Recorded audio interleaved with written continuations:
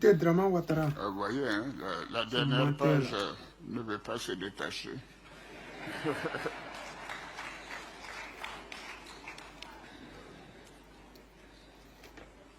La honte sur lui, elle est là.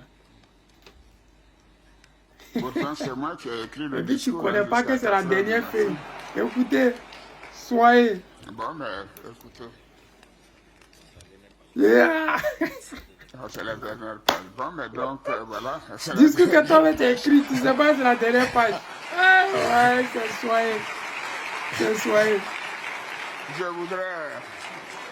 En fait, je pensais que mon discours était aussi long que celui d'Adesina. Mais ça m'a joué un truc que je suis convaincu que les différents échanges lors de ces assemblées permettront de proposer des stratégies et des mesures capables d'accélérer le développement de l'Afrique, tu vois, qui c'est la même phrase que chez toi, au bénéfice de nos populations. Et je voudrais vraiment terminer en disant que nous sommes très fiers d'abriter la Banque africaine de développement. Merci. Les amis, vous venez de voir Draman Ouattara pris en flagrant délit de mensonges. Et que nous, on est habitués à ces mensonges. Mais venir devant la communauté internationale pour se mettre la honte en public comme ça, c'est pas à faire, man. C'est pas à faire. Jean-Luc ne voit pas clair, wa. Jean, il sait pas, il a perdu la mémoire, wa. Jean, il sait pas dans quoi il est. Je sais pas si, même s'ils ont écrit pour toi, tu sais pas que c'est la dernière feuille? Ou bien le papier là, c'est tellement lourd que tu sais pas. Mais ça, c'est la honte, man. C'est vraiment la honte. Mais le pire dans tout ça, c'est qu'il dit encore à ces gens qui sont assis dans la salle là, le discours que moi-même j'ai écrit jusqu'à 4 h du matin. Donc quand tu écris un discours là, si tu sens que la feuille là n'avance plus là, en temps normal, ce sont tes idées. Ça devait revenir naturellement. Ce sont tes idées. Ça, tu ne devrais même pas forcer. Vous voyez, quand le président Laurent Gbagbo fait ses discours-là, il écrit les grandes lignes, et puis lui-même, là, comme ce sont ses pensées-là, c'est naturel, ça vient comme ça vient. Nous, les enfants du PPACI, nous, les enfants du président Gbagbo Laurent, quand on s'exprime là, ça vient comme ça vient. Parce que quand tu es dans la vérité, tu n'as pas besoin d'écrire un long discours dans lequel tu vas te perdre. Tu es venu t'humilier là devant les gens. Parce que la vidéo là, moi, elle passait. Et puis, c'est un jeune Burkinabé. Il a vu si sa page. Et puis, il s'est venu. Il dit, ah, c'est quand. Ouattara avait nous mettre dans quoi encore dans la main des gens là. Et puis, je m'ai regardé mon discours que j'ai écrit à 5 h. Je n'ai même pas dormi. Mais tu ne sais pas que c'est la dernière page. Si c'est toi qui as écrit là, tu devais savoir que quelque part, tu as écrit fin. Fin des discours.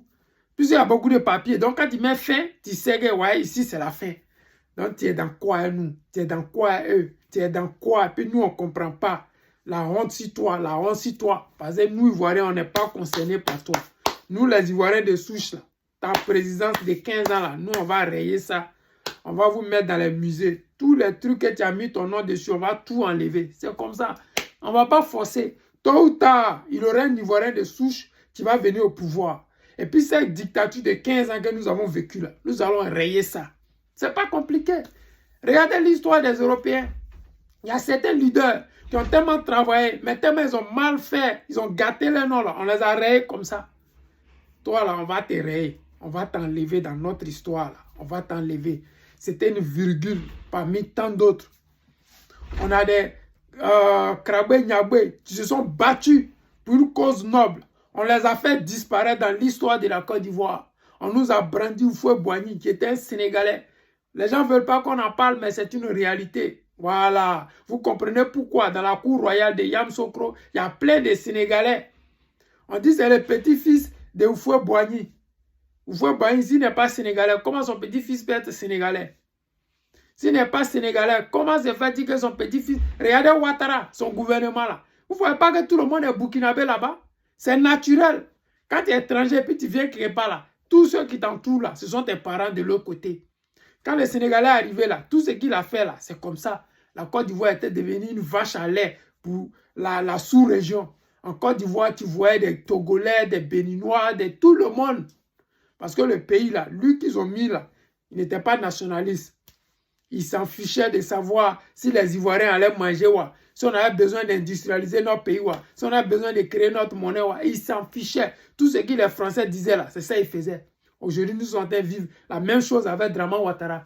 Mais le PDCI veut nous envoyer encore un autre Sénégalais qui va faire vivre cette même misère à nos enfants. Parce que là où nous partons là, si on lègue un Sénégalais encore à nos enfants, la souffrance que Dramane Ouattara nous fait subir là, nos enfants vont vivre ça. Ils vont encore nous insulter en disant nos parents c'était des maudits. Ils ont permis un Sénégalais.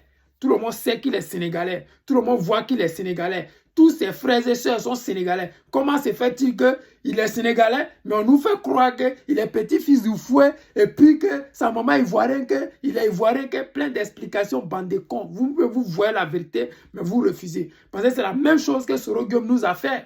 On nous avait fait croire que Dramane Ouattara, c'est un Ivoirien. Oh, il a fallu qu'on le chasse pour qu'il se rende compte que Dramane Ouattara n'était pas Ivoirien. Bon, les amis, c'est le président Lota, l'ami des dirigeants qui se respectent. Je vous aime et je vous dis à tout à l'heure.